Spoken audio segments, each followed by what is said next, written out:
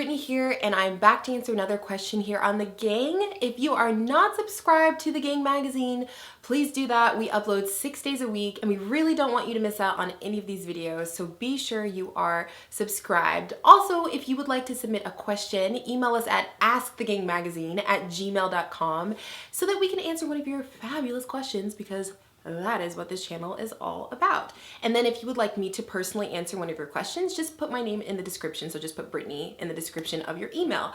Also, if you want to see a little more from me, head over to my YouTube channel, Brit's Breakdown, to check me out if you're interested.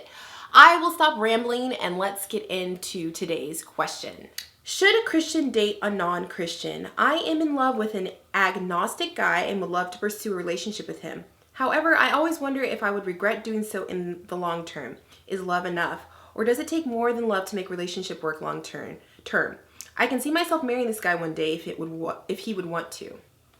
Oh man, that is a weighty question. Whoa, so big. For me personally, I feel like my beliefs really impact my life. And so when I date someone, I'm gonna wanna date someone that we have something in common, a lot of things, major things in common. But I feel like it is a personal decision that everyone has to make for themselves. But I will say this, if you are interested in this guy in long term and thinking of him as a marriage potential, then this is definitely a red flag issue. And what I mean by red flag issue is when you're talking about marriage or being with someone long term, there's silly little things that, you know, if you guys don't agree on, aren't a big deal. For instance, he likes Coke, you like Diet Coke.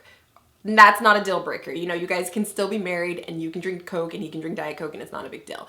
Pets, that sometimes can be a deal breaker, but usually not. You know, like if you're a dog person and he's not really, you guys can compromise, you know, figure that out. But red flag issues are things like, do you both want kids? You know, if he wants kids and you don't, that's gonna be major in the long run. And I would say religion is another one of those red flag things that you really want to talk through before you pursue a deep relationship, because it's going to come back to bite you in the future. Right now, it might seem casual, you know, you guys are dating, you have certain beliefs, he doesn't, you know, you can still kind of go do your own thing. If you decide like, oh, I want to go to church, you know, and he's not really into that, you guys kind of live separate lives right now. But in the long run, if you end up getting married and having this serious relationship, that's going to change and you're going to be doing a lot of things together, and that's where the issue could come in, especially if you have kids. And that is the big thing. I feel like a lot of times I've heard couples say like, oh, you know, this wasn't really a problem when we were first dating, or when we first got married, it still wasn't really a problem. It wasn't until we had kids that I really, you know, disagree with this. Like, I want to do this with my kids and he doesn't, or he wants to do this with our kids because of his religion. And it's just, it turns into kind of a big argument.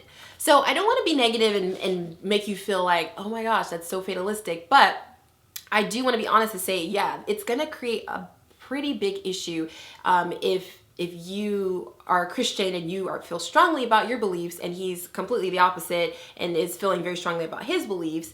You guys are going to kind of butt heads.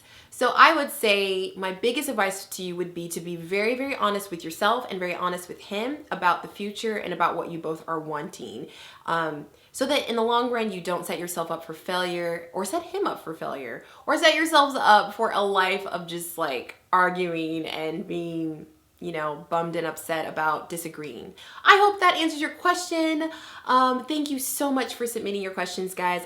I love answering them, and I really love being part of this and talking to you guys kind of like a friend. Be sure you are subscribed to The Gang. We upload 6 days a week, and you don't want to miss out on any of our videos. And with all of that said, I will talk to you guys next week. Bye.